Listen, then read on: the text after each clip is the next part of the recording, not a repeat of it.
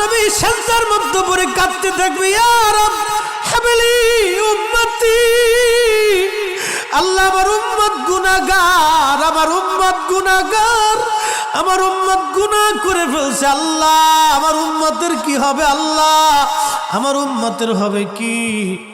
আল্লাহ পাক ডাক দিয়ে বলবেন, হাবিব আপনি আর সেজদায় পড়ে থাকবেন না, মাথা উঠান। আপনি কাঁদেন কেন? মেহেশর তো আপনার কান্নার জন্য না নবী, উঠেন, আপনি মাথা উঠান।